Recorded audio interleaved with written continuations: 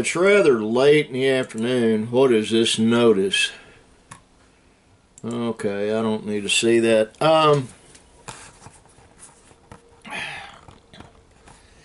in my office, as you can see. Been out and about in the world today. Had to drive to Hilton, America.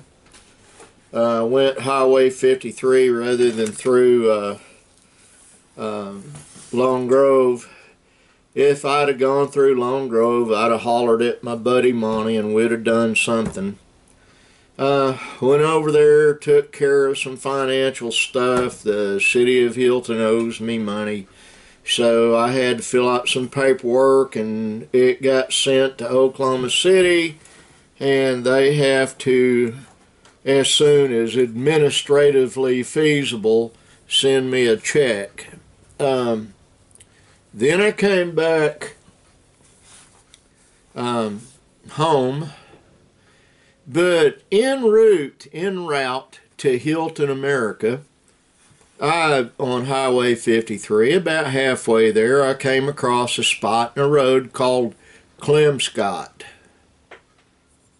It didn't say Clemscott Creek, it said Clemscott. And it was a little town, I guess. I went to online and Oklahoma place names, Oklahoma cities and towns, a list, and I went down through the list and it just wasn't there. Oh. It's not even listed as a settlement. And I didn't have time to go look on online for it. Now, I do have something. I'm going to give my friend Monty Jones a compliment. I made the statement last night before I went to bed that my son Benjamin, just a second. My son Benjamin brought a cat and 4 kittens home. And Monty paid him a compliment and said the boy's thinking ahead. Winter and stew season will be upon us shortly. So, I'm not eating a cat, Monty. Just so you know, it ain't happening. I have before. I won't say what kind it was, but it was huge and had stripes on it, and that's a story for another time.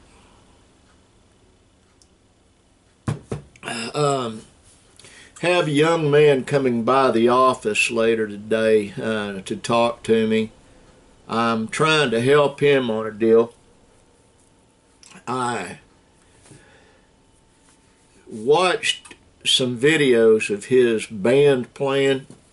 I want to talk to him about that. I do have connections to help them, but they need to work on a few things, and I'll talk to him about that. The best way for someone to see what a really tight trio sounds like, I have a buddy, Sean Jones. You can go to YouTube and look up Sean Jones on YouTube. He's got a bunch of videos. I didn't even know he had a video YouTube channel. I stumbled across it, and I sent him. You now have another. I've been a fan of Sean's for a long time. Him and Sean Kemp, both guys. Sean Jones, left-handed guitar slinger, pretty good singer. He is the main guitarist for Dina Carter when she records her stuff. And they did a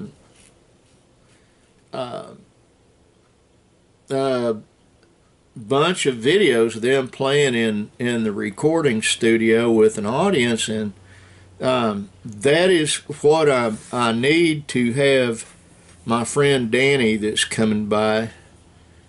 He needs to take a look at that and study on it.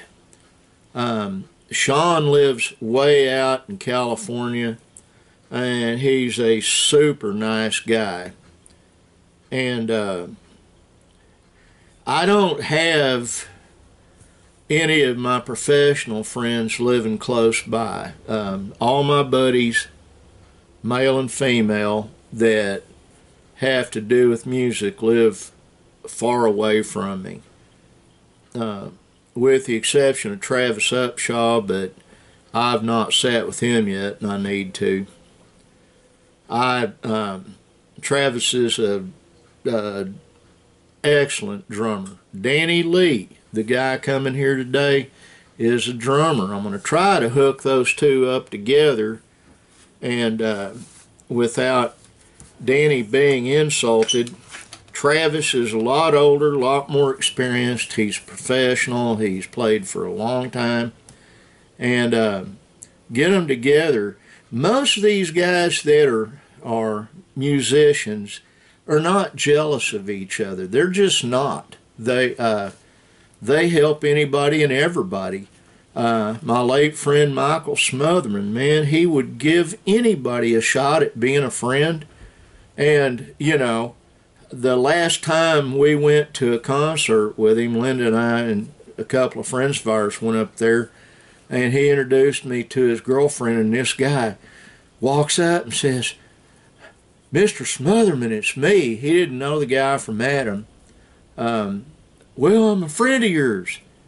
"I'm sorry, I've never met you." "On Facebook." I need to emphasize something here.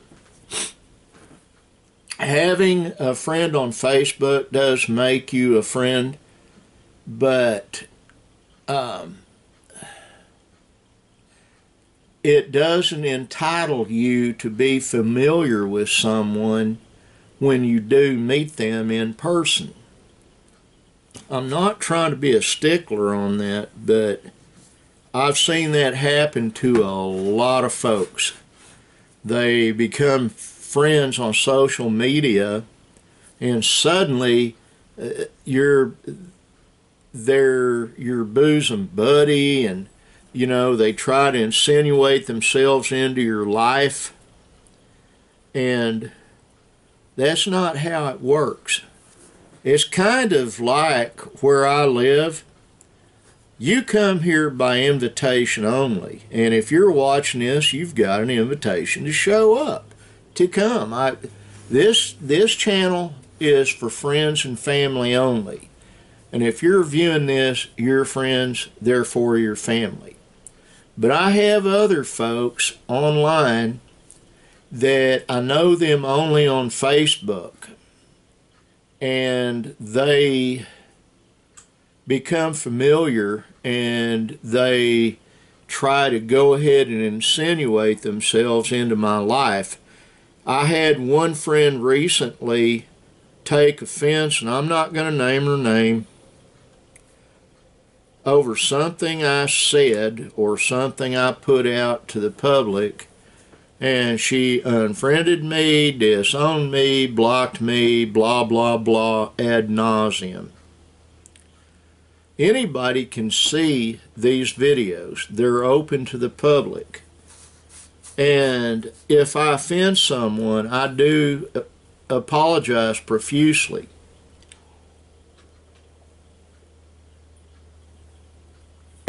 And I know I get preachy at times.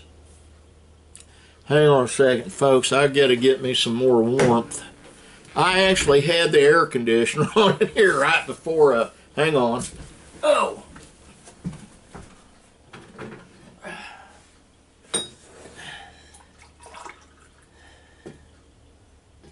Ooh.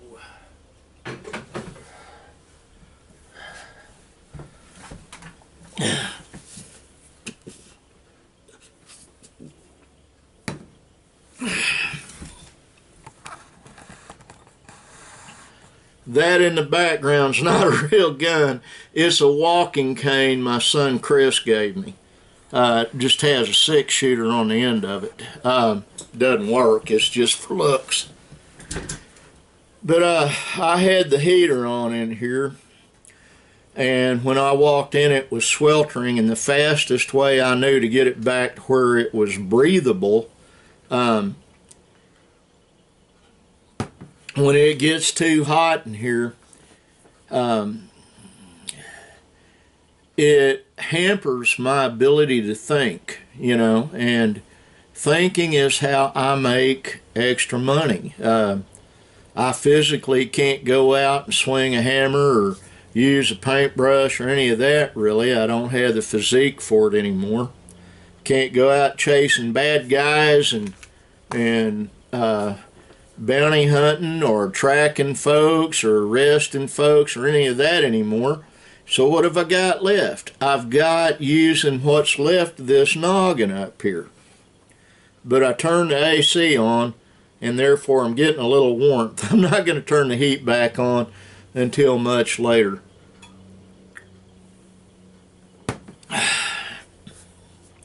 Oh yeah, my brother Michael Paul, it is so good hearing from you. Thank you for texting me. You must have got my number from Mom. I put your number into my phone. Now I've got it. It's the same phone, but most people, well, no, I won't say that. Most people do realize a phone's basically a handheld in your pocket computer. That's what it is. Mine crashed. I had to take steps to get it back to functioning, and I had to order a battery for it. The battery that was in it went bad, really bad, and it's a cheap phone. I mean, I'm not gonna.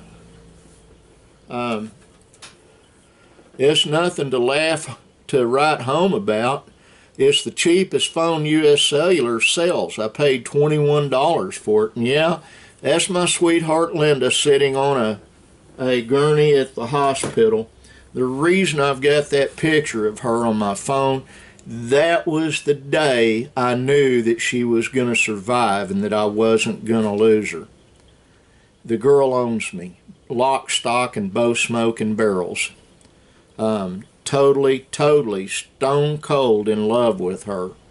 I have been since the moment I laid eyes on her 45, 46 years ago, and I'm more in love with her now than I ever have been. Now,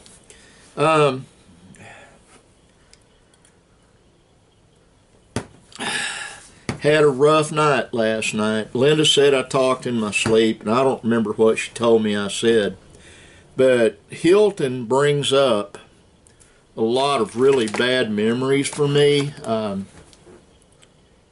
I was in a lot of gunfights, fist fights, and knife fights in that town and in Wilson. You can believe that or not, I've got the scars. And evidently, after talking to this gal today, they've still got a record of all that over there. It was rough, but I'm going to back up a little bit and tell you a tale about why that was.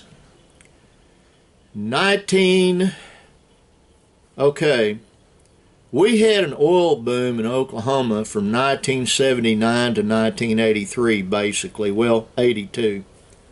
And back in that time, during that time, and I've told this on videos before, but I'm going to tell it again in case you don't want to take the trouble to go way back and listen to it. I was working in a little town called Wilson, Oklahoma.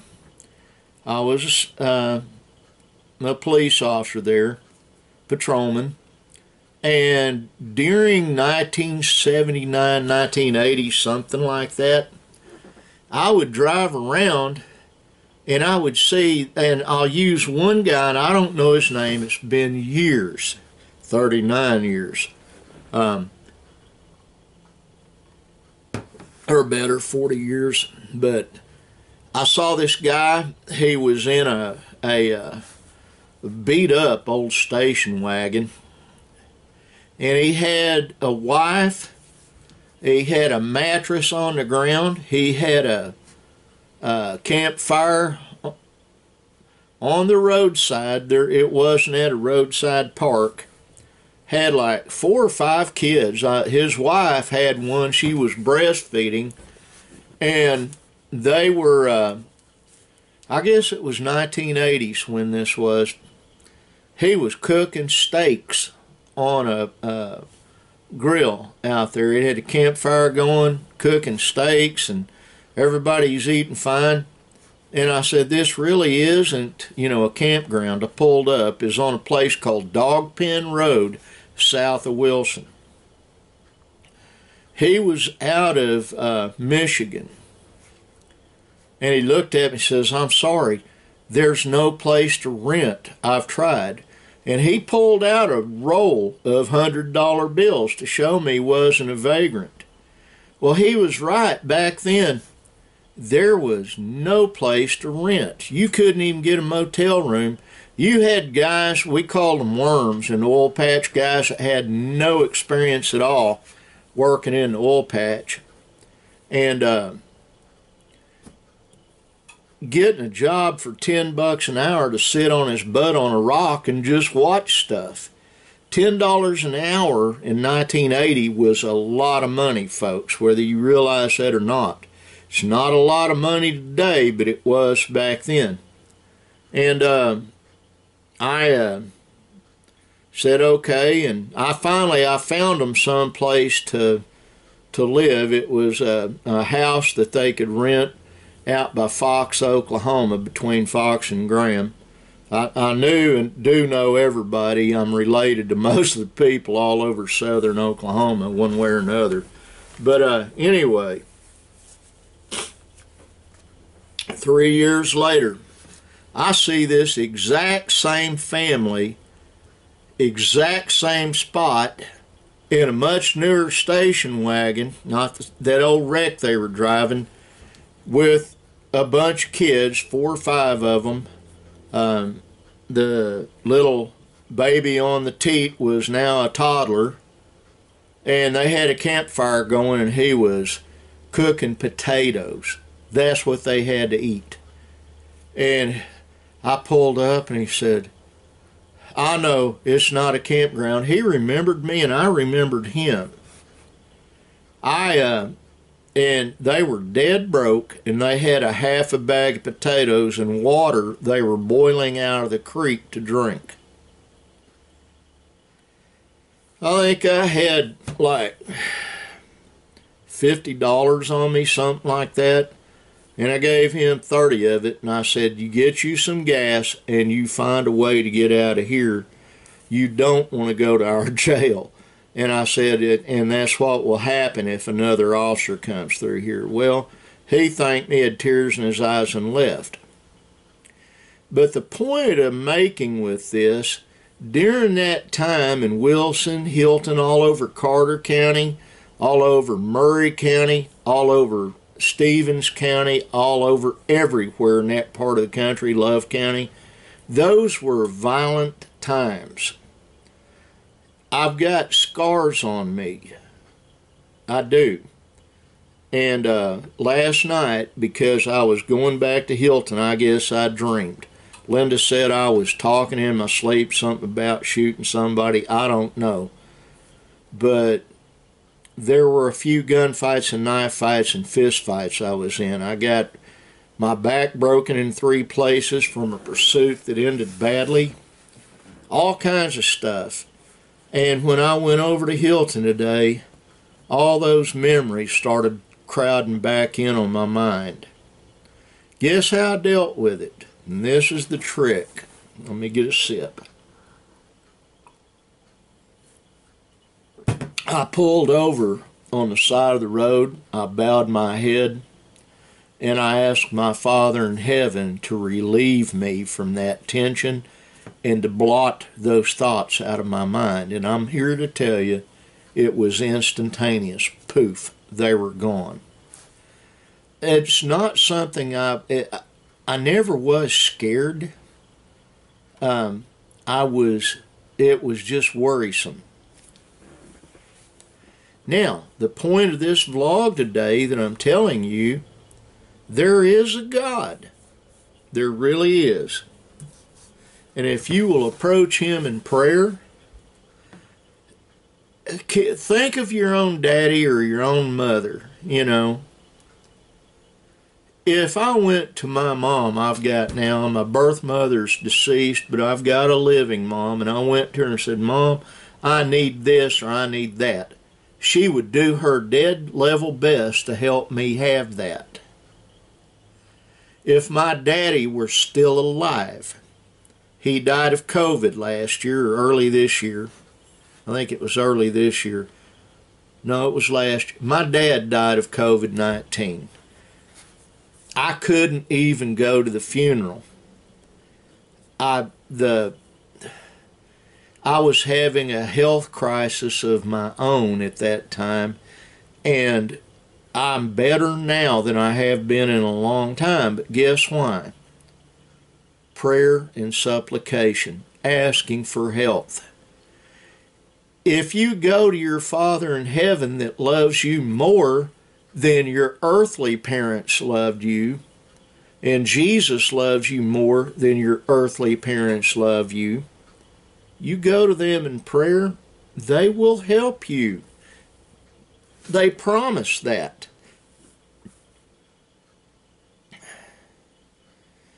I'm not being facetious and I'm not being judgmental. I don't have the right to judge you. I don't. And guess what? You don't have the right to judge me. But I do have the right to pray for you. And I do that a lot. I pray for anybody and everybody all the time. If you're watching this, know that this crippled old fat man loves you, and I pray for you every day. I do. Now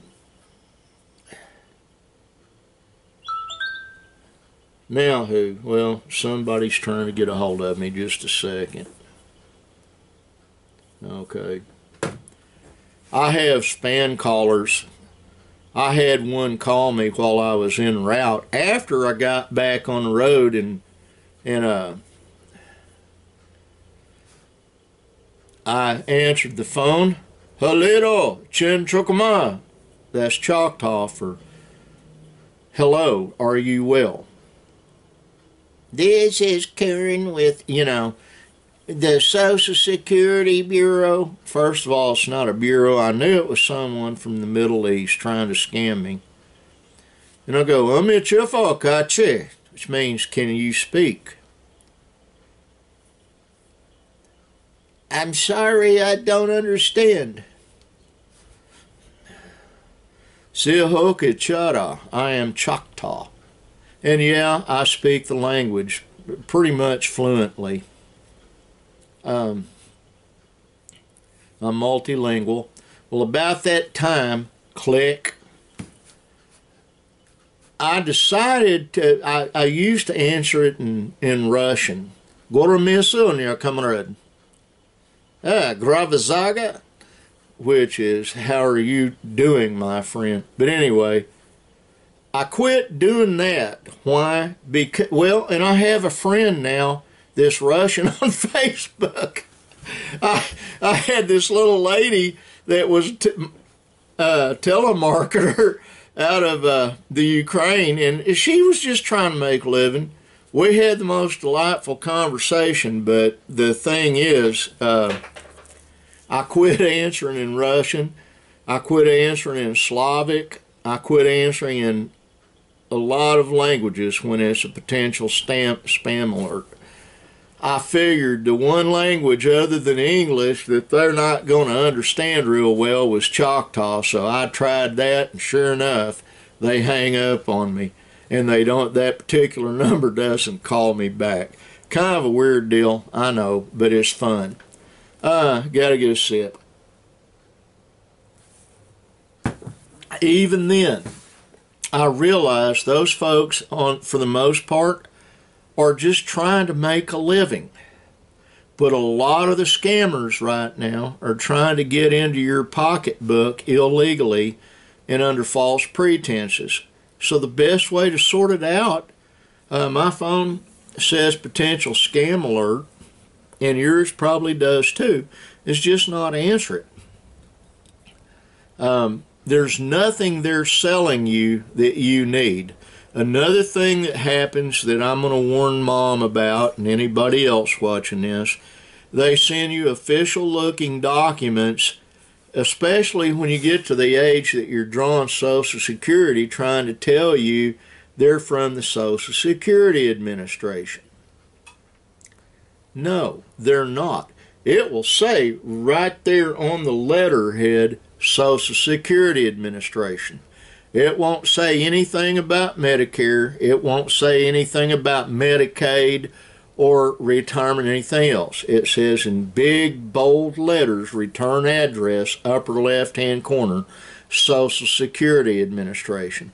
If it's the Internal Revenue Service, it will say Internal Revenue Service up there. It won't be some cute little thing they put together.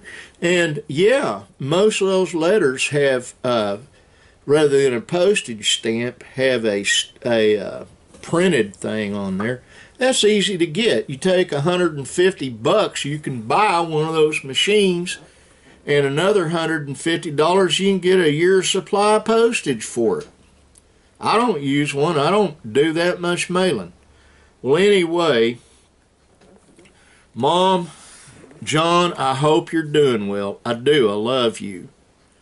My brother Michael Paul, it was a joy getting that text from you on my phone. I appreciate it. My buddy Chris out in Florida, I hope life's treating you well. My buddy Monty in Lone Grove, America, try not to be too crazy, but I hope life's treating you well too. Shell and David in Illinois, I hope life is treating you well. Jackie Burl Sands, I hope life's treating you well. And everybody else that watches this, God bless you, and I mean that. And be kind, like the sign above my shoulder up there says, be kind, be kind, be kind, be kind, be kind.